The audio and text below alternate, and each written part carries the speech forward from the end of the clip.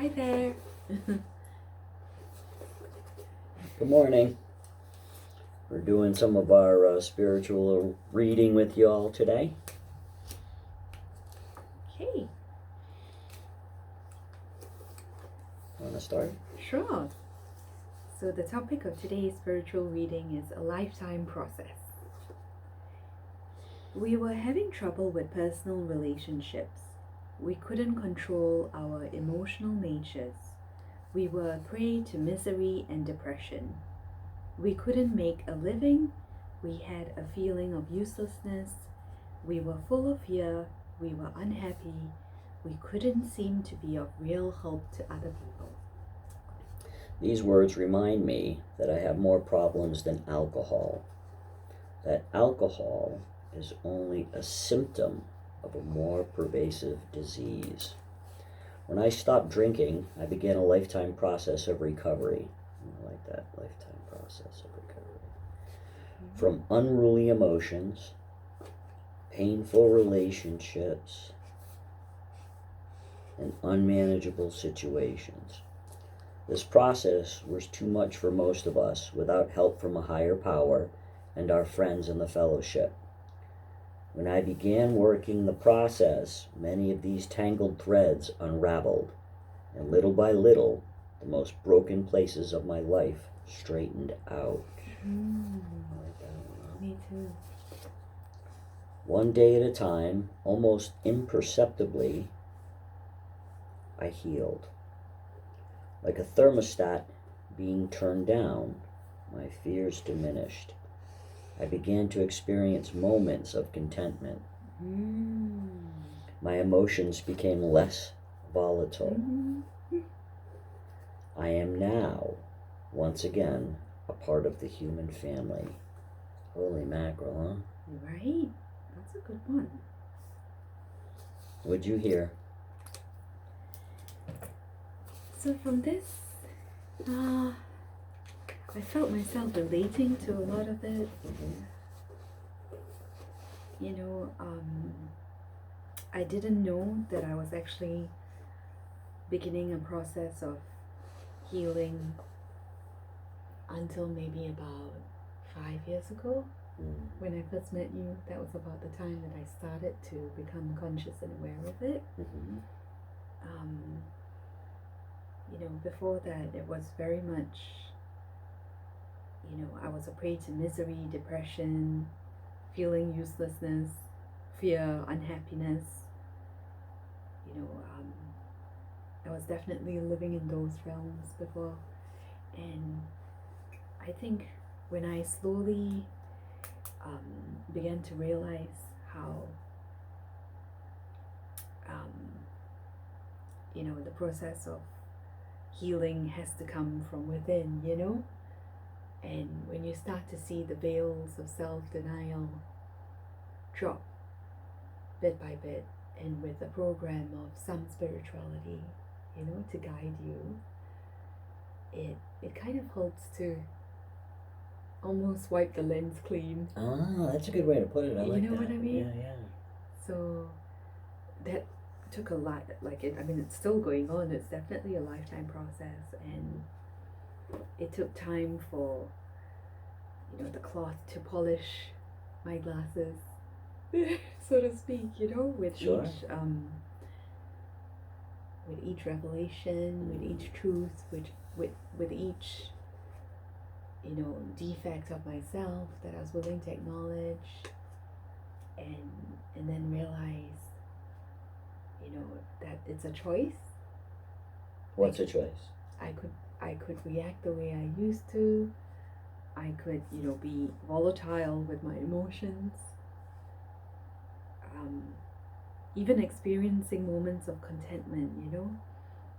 It's all about what we choose in that moment, you know.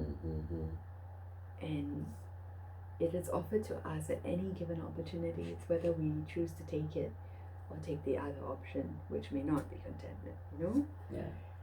So that self-awareness came, I think, a lot with my chosen program of spirituality and the work that I have to do every day, you know, to keep up that discipline. Not true. So yeah, that's what I got from it. I related to it. Yeah, awesome. What did you get from it?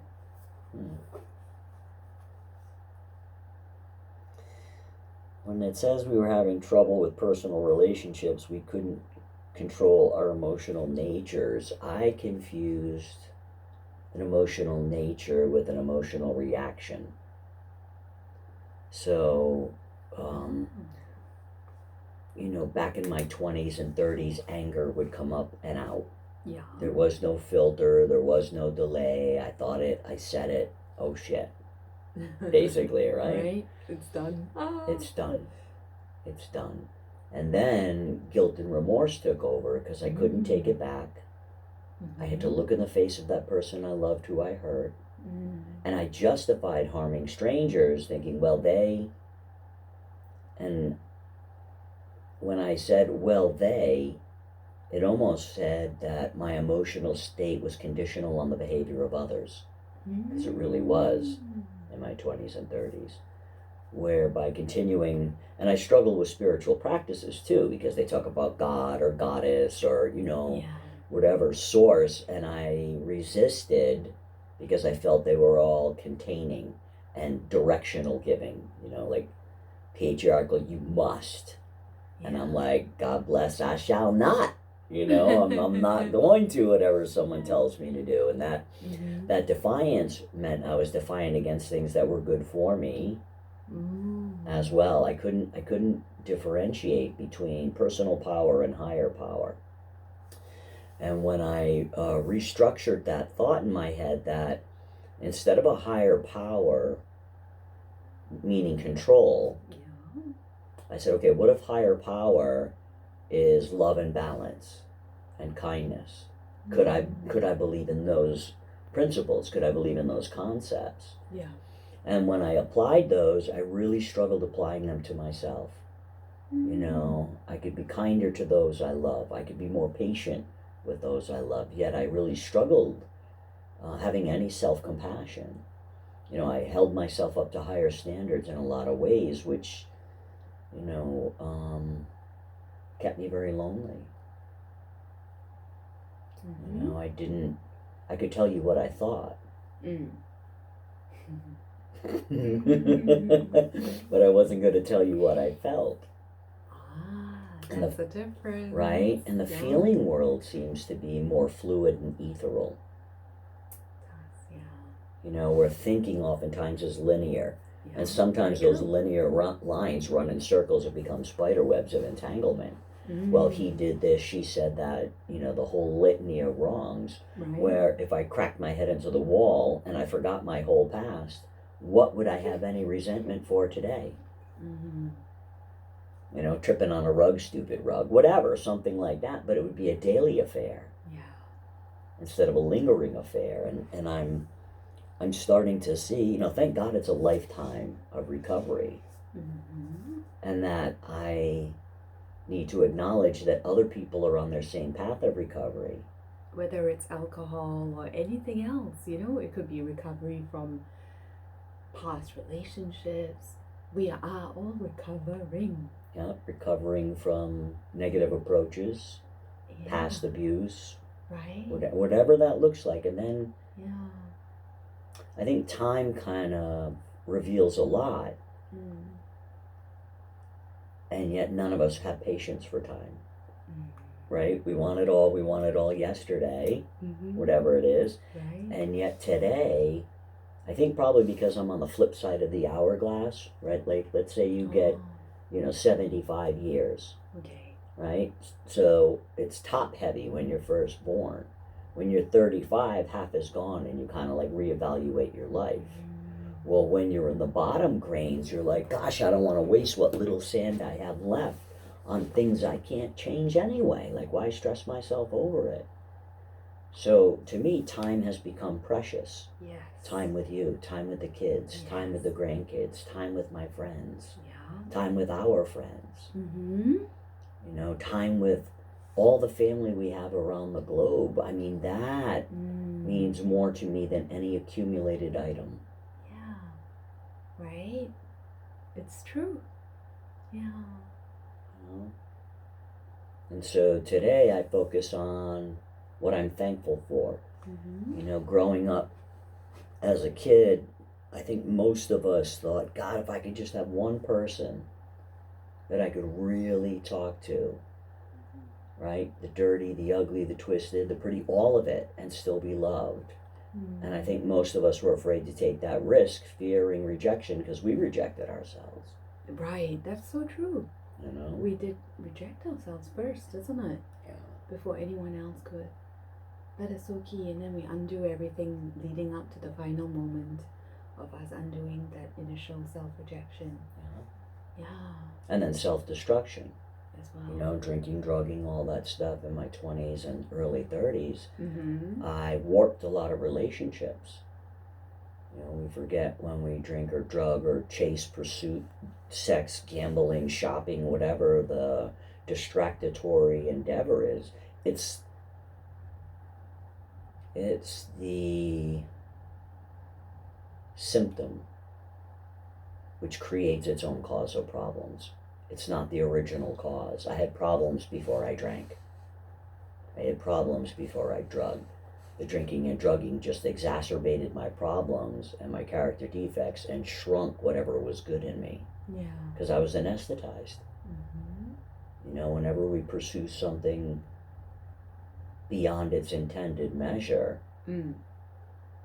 our focus gets lost in all the other directions. You know, like reading together, doing things together like this, you know, pursuing just open-minded heart conversations. Yeah. I learn from you. And I learned from you. You know? How much do I learn from you? Mm-hmm. That's what happens when you get together with an old guy. Oh. And for me, I get new ventures in open-mindedness. Mm-hmm. I get new perspectives through you. And because I ache to become as close to you as humanly possible, yet relinquish you to your life every day, where, you know, you have a life, I have a life, we have a life together. Yeah. You know, I think that creates a good harmony and balance for us. Mm-hmm. I'm really liking all this morning stuff together. Me too. And it, you know, it doesn't matter what we pick, you know, we have so many books, we love our books here, and it's just nice to contemplate a reading together, you know, no matter what it is. And I like the daily stuff, you know, all sorts of daily meditations or daily excerpts, because it keeps it in the day, keeps it simple, you know.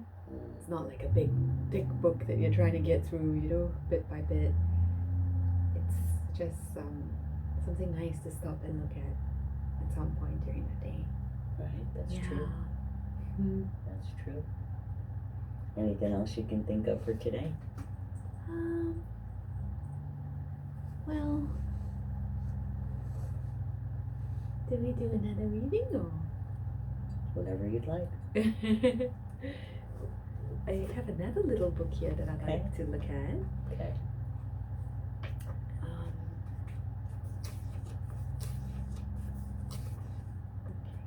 So April 6th.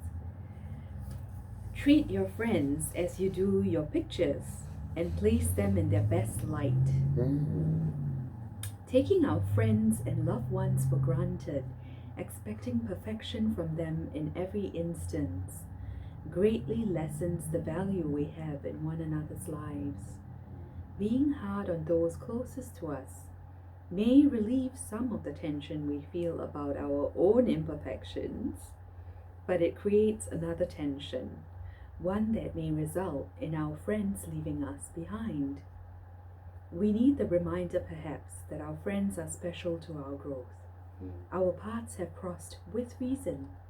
We complete a portion of the plan for one another's lives. That's pretty. I love that.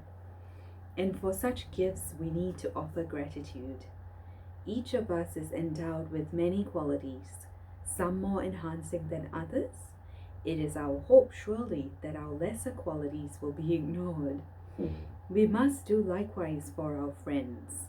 We can focus on the good and it will flourish in them, in ourselves, in all situations. A positive attitude nurtures everyone. Let us look for the good and in time it is all that will catch our attention. And they came up with a little mantra or something to think about today. I can make this day one to remember with fondness. I will appreciate a friend. I will let him or her know that they matter in my life. Their life will be enhanced by my attention. I really like that. I love that. What you water grows. Right? What else do you get from that? What did you like about it? I think part of my defiance that came up when it says, any positive can change a negative. Well, what if I'm positive I want to be negative?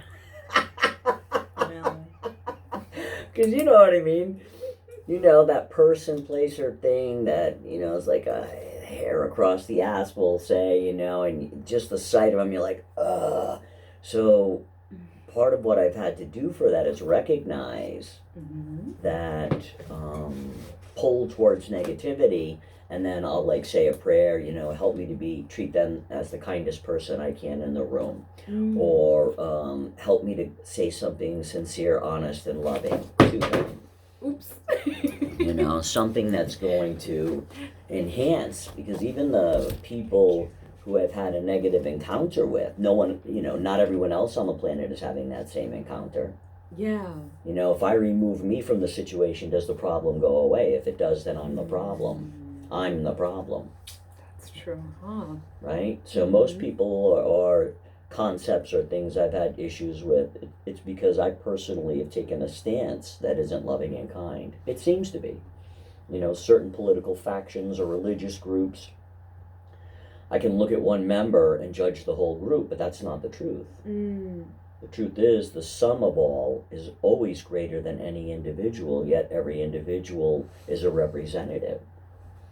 When we traveled, people thought whatever they thought. Right. Whatever they thought. Whatever they thought. Whatever they thought. Yeah. And we saw different reactions. We did. In different parts of the globe, as well as different parts of the U.S. Right? And some people's reactions seem to be empathetic, kind, inviting. Other reactions seem to be, I don't want to say malicious, but fear-based. Fear-based. Yeah. And if I responded in kind, I validate their fears. That's true. Why not be good to people who aren't good to me, so that they're left with their own choices? I didn't fuel the fire. I didn't throw gas on the fire by acting like in kind. Yeah. It's harder. It is harder, isn't it? It's much harder, especially with people who have a history of hurting us, and we feel like we want to educate them, but who are we to, isn't it? They need to find a lesson for themselves, huh? All we can do is just be the best version of ourselves. Yeah. And not stoop to that level. Even if we want to. Even if we want to. Even if we want to. Yeah. Right? None of us are going to walk on water. It's just, Yeah. What do I want to leave the situation, better or worse? And if I can't leave it better, at least do no harm so I can live with myself.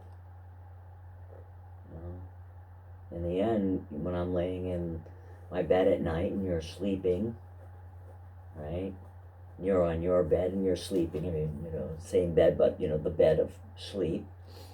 If I've been loving and kind to most people, I don't have do-overs in my head. Oh, I should have, I could have, I would have.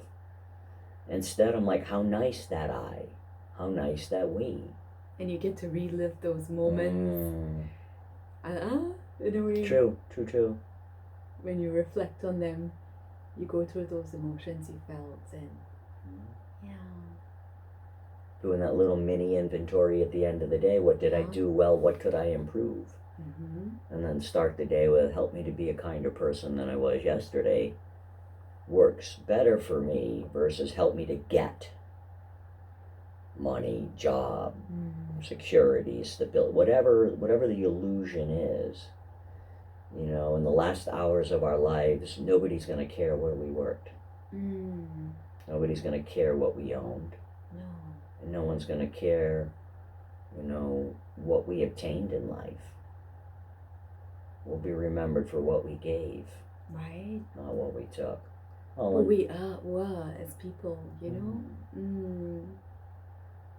and I'd rather leave the planet a little nicer today, maybe, than how I found it.